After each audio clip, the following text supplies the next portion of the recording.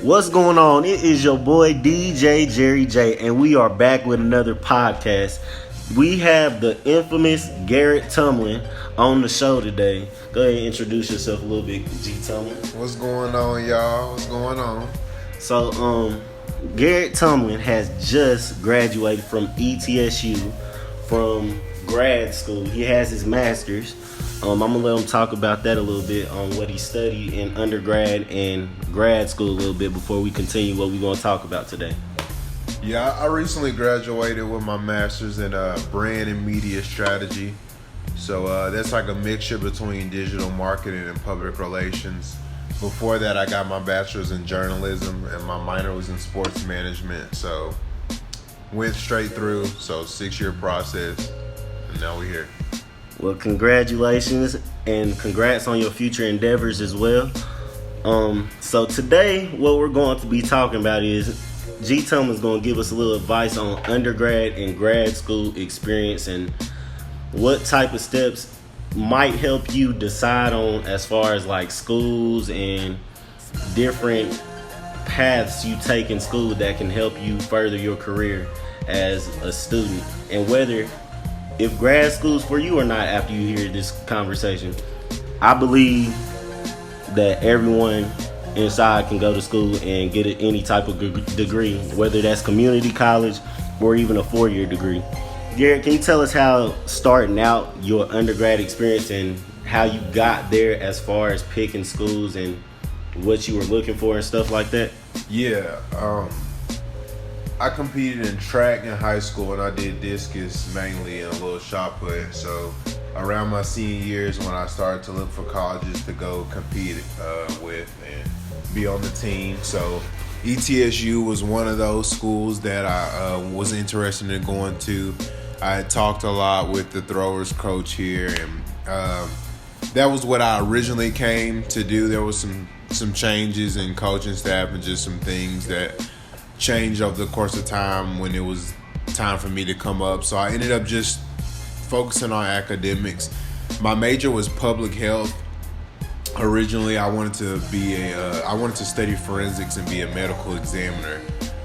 Things changed. I started realizing that wasn't really my strong suit and that I was a good writer. I've always loved sports, so somebody pitched the idea that I should write for the paper and do sports.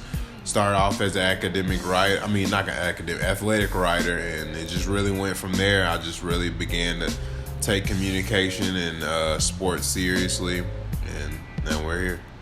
So, as far as being active into your school outside of the classroom, how important do you think that is to get that experience? Do you think it's important for you to get that on a resume, or do you think like as long as you do well in school, you'll be fine?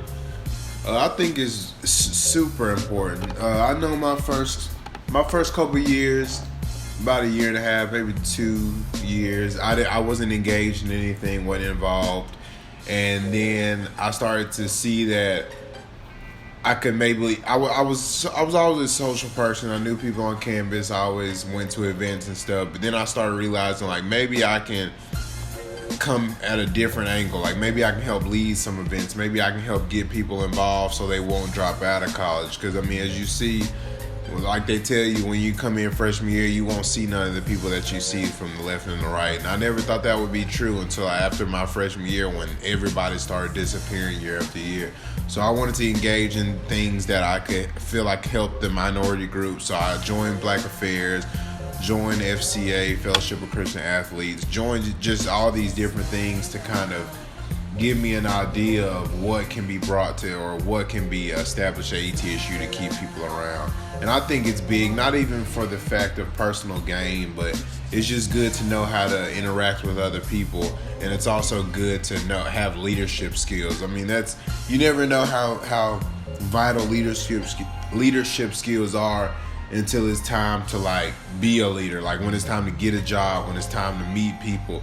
I mean, that stuff is really important because if you don't have any leadership skills, you won't make it far in the workforce because you have to be able to show that you're able to manage and you're able to get things done.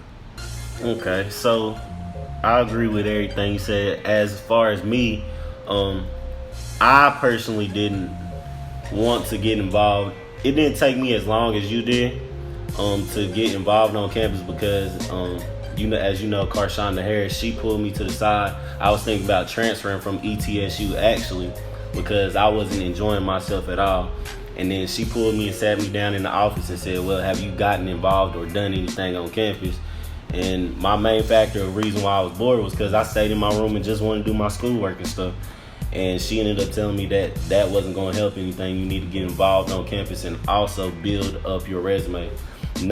A lot of people think that getting involved on campus, it makes you look a certain type of way or do certain things, but it's really mainly for a resume builder. When people look, I feel like when jobs look at what you've done in college, it's cool to see that you had all A's in school or A's and B's, but it's also good to see that, well, he had these type of grades as well as him being involved in this organization and leading this organization as well. So I do believe that being involved is a big, important factor in being active in your undergrad career. I think it's honestly goes hand in hand with taking classes as well, especially as far as things with your major. Like you said, you joined the paper and that kind of steered your whole career as far as being an athletic writer and getting into public relations and stuff like that.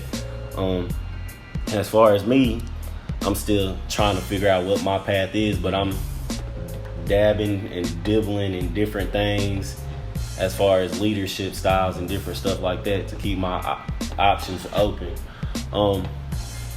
So as far as, since you said leadership, we was talking about that a little bit. What do you feel is one of the biggest leadership traits that a person should gain as far as the workforce?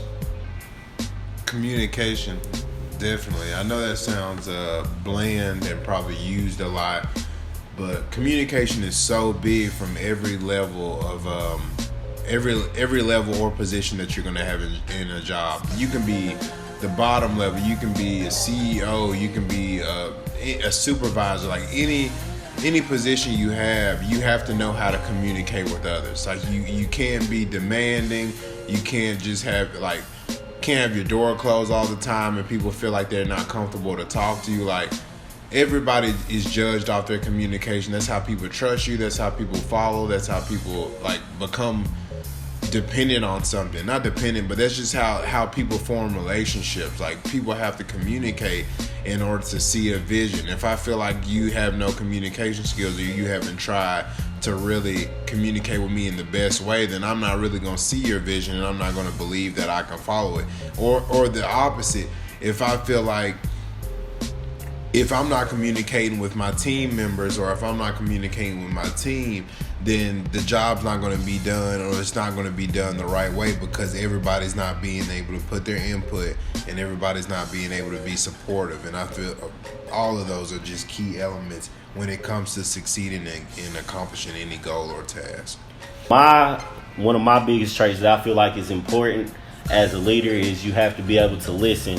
If you're not actually, how can you actually know what somebody needs if you're not listening? You can't just assume that, well, they're struggling with this right here, so they need this. Well, you don't know if they're really struggling with that. You're just seeing that from the perception of the outside.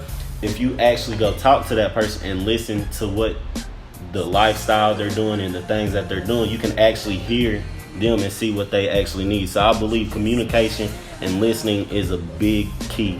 As Garrett said before, it is kind of bland, but those are two very important things as far as being a leader, and especially in the workforce as well. Yeah, and they go hand in hand too. They definitely do, because like you said, you do have to listen.